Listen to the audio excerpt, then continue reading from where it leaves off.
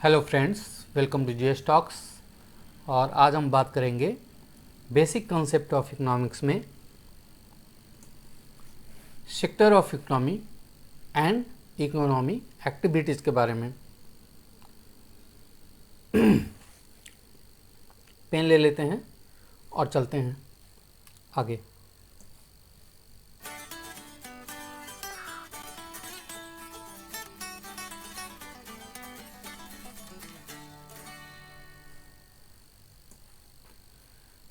On the basis of activity nature, यानी economic activity के आधार पे यदि देखा जाए तो इंडियन इकोनॉमी के तीन मेन सेक्टर्स होते हैं।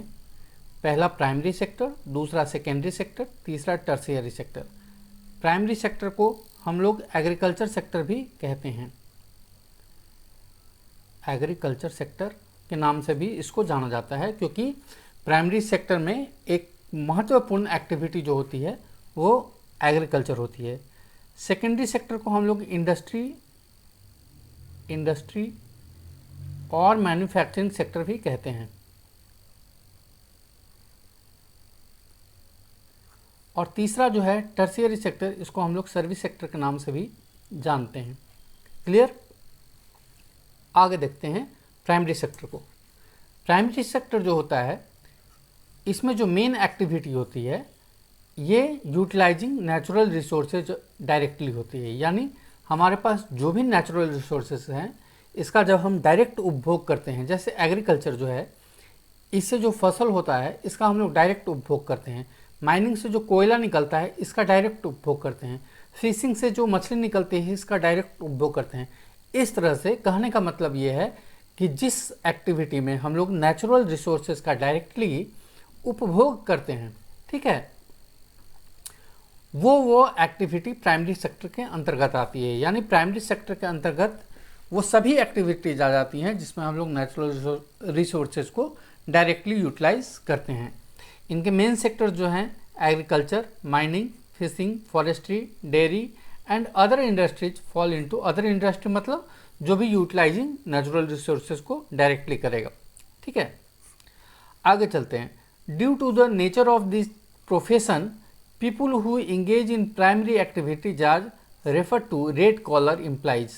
जो भी एम्प्लॉइज या जो भी लेबर्स इन क्षेत्रों में लगे हुए हैं, जैसे agriculture, mining, fishing, forestry, dairy इत्यादि क्षेत्रों में लगे हुए हैं, इनको हम रेड कॉलर एम्प्लॉइज के नाम से जानते हैं। यानी यदि कहा जाए कि ये रेड कॉलर एम्प्लॉय है, दैट मीन्स वो प्राइमरी सेक्टर में काम करता है। Okay, under employment and covert employment are the two main problems in the industry dealing with.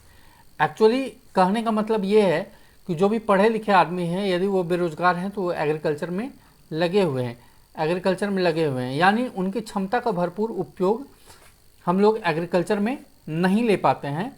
ठीक है, तो यही कहा जाता है कि प्राइमरी सेक्टर में तो कोई भी काम कर सकता है, लेकिन प्राइमरी सेक्टर में वो लोग लगे हुए हैं जिनकी क्षमता कुछ और है लेकिन वो काम प्राइमरी सेक्टर में ही कर रहे हैं। तो ये प्रॉब्लम इस सेक्टर की सबसे बड़ी प्रॉब्लम है। सेकेंडरी सेक्टर में हम लोग देखेंगे कि ये सेकेंडरी सेक्टर कवर करता है इंडस्ट्रीज जो मैन्युफैक्चरिंग करता है फिनिश्ड गुड्स को। यानी प्राइमरी सेक्टर से जो रॉ मटेरियल आता है उससे जो फिनिश्ड गुड्स बनाता है, जो भी इंडस्ट्री ऐसा करता है वो सेकेंडरी सेक्टर को कवर करता है। ठीक है, नेचुरल मटेरियल्स कहाँ से आते हैं? Harvested in the primary sector. That means primary sector में क्या होता है? रॉ मटेरियल होता है। ये आता है नेचुरल रिसोर्सेज से आता है। और इसको जो है सेकेंडरी सेक्टर क्या करता है? सेकेंडरी सेक्टर इसको जो है फिनिश्ड गुड्स में चेंज कर देता है। ठीक है, तो वैसा सेक्टर जो प्राइमरी सेक्टर से उपलब्ध रॉ मटेरियल को फिनिश्ड गुड्स में चेंज करता है उसको हम सेकेंडरी सेक्टर कहते हैं। एक्चुअली इसमें इंडस्ट्री और मैन्युफैक्चरिंग कंपनी जितने भी आती हैं, मैन्युफैक्चरिंग फैक्ट्रीज जो है वो सेकेंडरी सेक्टर के अंतर्गत आती हैं।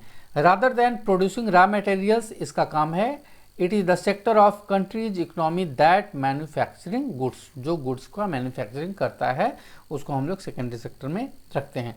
This sector includes operation such as industrial production, cotton fabric manufacture, sugar cane production, sugar cane मतलब शुगर केन नहीं होगा या शुगर प्रोडक्शन होगा, पावर प्रोडक्शन है ना, पावर प्रोडक्शन भी सेकेंडरी सेक्टर में ही आता है, ठीक है, एंड सो ऑन। बहुत से निर्माण होता है, जूता चप्पल निर्माण, साइकिल निर्माण, कूलर निर्माण, टीवी निर्माण, फ्रिज निर्माण, ये जितने भी मैन्युफैक्चरिंग जो भी गुड्स का मैन्युफैक्चर कर रहे हैं सभी सेकेंडरी सेक्टर के अंतर्गत आएंगे। इस सेक्टर में काम करने वाले लोगों को हम लोग ब्लू कॉलर एम्प्लॉयज कहते हैं। Primary sector red collar employees and secondary sector blue collar employees. Okay, clear है। Tertiary sector, tertiary sector that is service sector. इस सेक्टर में जो भी सर्विसेज हैं ये इकोनॉमी में प्रोवाइड की जाती हैं। कैसे? गुड्स के रूप में नहीं बल्कि गुड्स और टेंजिबल आइटम्स के रूप में नहीं बल्कि सर्विसेज के रूप में, ठीक है, सर्विसेज के रूप में। The tertiary sector cover the services provided in the economy and not the goods और टेंजिबल आइटम्स। टेंजिबल आइटम्स मतलब इसको हम लोग छू के देख नहीं सकते हैं, छू नहीं सकते हैं, टच नहीं कर सकते हैं, ठीक है, इसको हम लोग महसूस कर सकते हैं। जो सर्विसेज हमको मिल रही है इसको हम लोग फील कर सकते हैं लेकिन इसको हम लोग टच नहीं कर सकते हैं। तो ये हुआ सर्विस सेक्टर। तो इस सेक्टर में क्या आएगा? इस सेक्टर में जैसे ट्रक और ट्रेन से हमको जो सेवा मिल रही है, ट्रैवलिंग की सेवा मिल रही है, गुड्स ट्रक से ढोए जा रहे हैं, सर्विस दे रहा है आपको वो ट्रक, ठीक है। तो इस तरह का जो सर्विसेज है वो किस में आएगा? टर्शियरी सेक्टर में आएगा। इसके अलावा बैंकिंग सेवा टर्शियरी सेक्टर में आएगा, इंश्योरेंस सेवा टर्शियरी सेक्टर में आएगा, फिनांस सेवा टर्शियरी सेक्टर में आएगा। इसके अलावा डॉक्टर की सेवा टर्शियरी सेक्टर में आएगी, स्कूल की सेवा टर्शियरी सेक्टर में आएगी। यानी जो भी सर्विस देने का काम कर रहे हैं इनको हम लोग टर्शियरी सेक्टर में रखते हैं और इनको हम लोग कहते हैं वाइट कॉलर जॉब्स, ठीक है। तो रेड कॉलर जॉब हो गया primary sector, blue collar job हो गया secondary sector and white collar job हो गया आपका टर्शियरी सेक्टर। इसके अलावा भी हम लोग अभी नया नया क्वाटरनरी सेक्टर भी देखते हैं, क्वाटरनरी सेक्टर, और एक क्वीनरी सेक्टर भी है, क्वीनरी सेक्टर, ठीक है। तो ये नॉलेज बेस्ड सेक्टर है, इसे टर्शियरी सेक्टर का ही एक्सटेंशन है। ये एक नॉलेज बेस्ड सेक्टर है, ठीक है। मेनली तीन ही है इसलिए मैंने तीन ही को लिखा है, लेकिन मैं बता दे रहा हूँ चौथा भी। ये quaternary sector knowledge based sector है जिसमें स्पेशलाइज्ड होते हैं लोग, ठीक है, उनकी सेवा ली जाती है, स्पेशलाइजेशन होता है।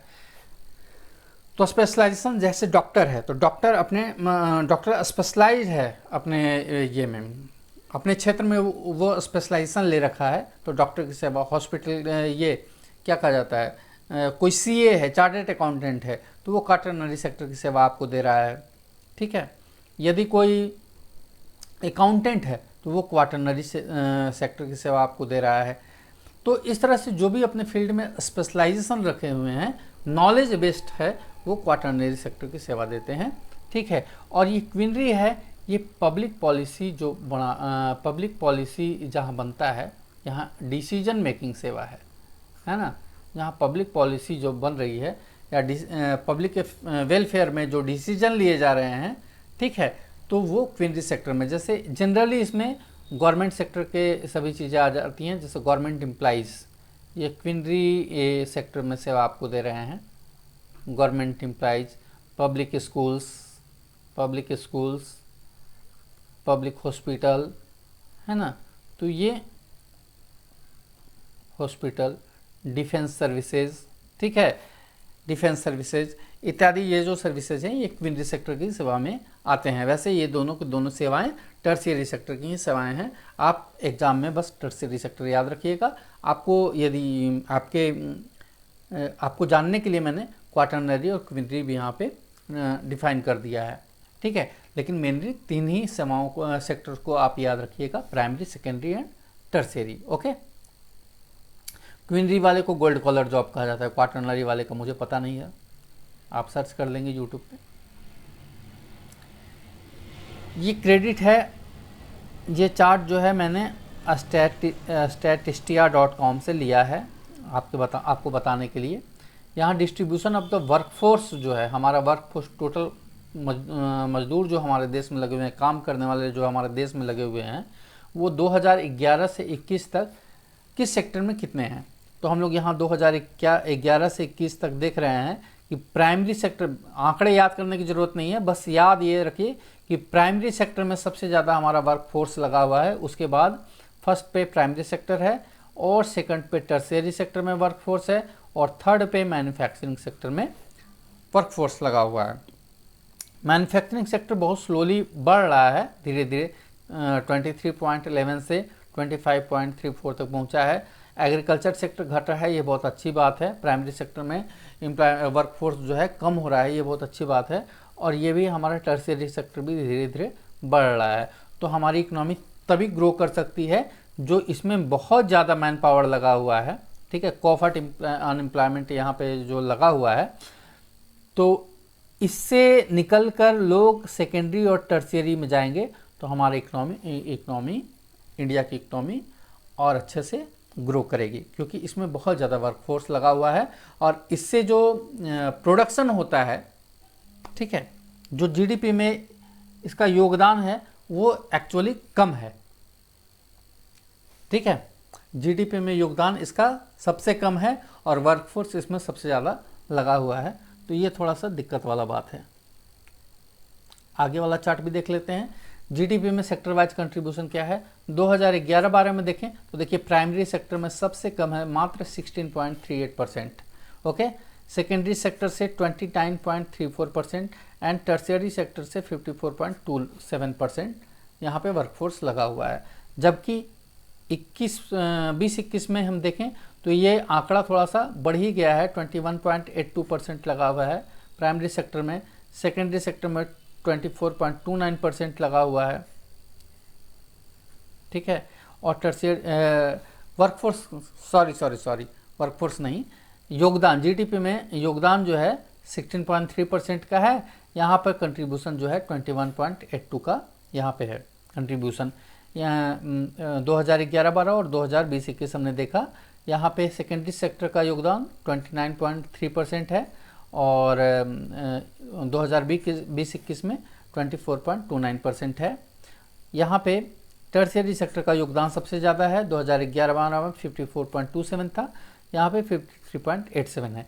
तो हम लोग देख रहे हैं कि वर्कफोर्स सबसे ज़्यादा कहाँ लगा हुआ है, प्राइमरी सेक्टर में, लेकिन जीडीपी में योगदान जो है इसका सबसे तीनों में सबसे कम है, यानी ये थर्ड नंबर पे आता है और उसके बाद सेकंड नंबर पे ये सेकेंडरी सेक्टर आता है और फर्स्ट नंबर पे टर्शियरी सेक्टर आता है। यानी किस सेक्टर का योगदान जीडीपी में सबसे ज़्यादा होता है, तो टर्शियरी सेक्टर का, आपको याद रखना। सर्विस सेक्टर का योगदान जीडीपी में सबसे ज़्यादा होता है, सेकंड पे होता है मैन्युफैक्चरिंग सेक्टर या सेकेंडरी सेक्टर और थर्ड में होता है प्राइमरी सेक्टर। और वर्कफोर्स की हम लोग बात कर लें तो वर्कफोर्स में फर्स्ट में होता है प्राइमरी सेक्टर। वर्कफोर्स कहाँ सबसे ज़्यादा लगा हुआ है, तो प्राइमरी सेक्टर में, सेकंड में लगा हुआ है टर्शियरी सेक्टर में और थर्ड जो है मैन्युफैक्चरिंग सेक्टर में लगा हुआ है। तो इंडिया की इकोनॉमी को यदि बढ़ाना है तो सेकेंडरी सेक्टर को और ज़्यादा मजबूत बनाना होगा, जैसा ये आंकड़ा दिखा रहा है। प्राइमरी सेक्टर से लोग निकलकर मैन्युफैक्चरिंग सेक्टर में जाए तो इंडिया की इकोनॉमी, अच्छा तीनों इंटर रिलेटेड है, primary sector, secondary sector, tertiary sector तीनों इंटर रिलेटेड है। प्राइमरी सेक्टर में वर्कफोर्स ज़्यादा लगा हुआ है, यहाँ सेकेंडरी सेक्टर यदि मजबूत होता है तो रॉ मटेरियल की भी ज़्यादा ज़रूरत होगी, ठीक है। तो यहाँ पर भी जीडीपी बढ़ेगा, फिर इससे सेकेंडरी सेक्टर में लोग ज़्यादा लगेंगे तो मैन्युफैक्चरिंग ज़्यादा होगा, गुड्स ज़्यादा होगा, तो जैसे ट्रकों की सेवाएं, जैसे माल को इधर यहाँ से वहाँ ले जाने में ट्रकों की सेवाएं चाहिए और भी तरह की सेवाएं चाहिए, तो टर्शियरी सेक्टर भी खुद ब खुद वहाँ पे बढ़ेगा। तो ज़रूरत है कि प्राइमरी सेक्टर से सेकेंडरी सेक्टर में वर्कफोर्स हमारा लगे, ठीक है। आशा करते हैं कि आपको समझ में आ ही रहा होगा, ठीक है, और ज़्यादा इसमें कुछ समझने की ज़रूरत भी नहीं है एग्ज़ाम के दृष्टिकोण से। तो सेक्टर जो है इकोनॉमी के हम लोग समझ गए होंगे। अगले लेक्चर में हम लोग देखेंगे central problem of economy, okay. तब तक के लिए थैंक्स।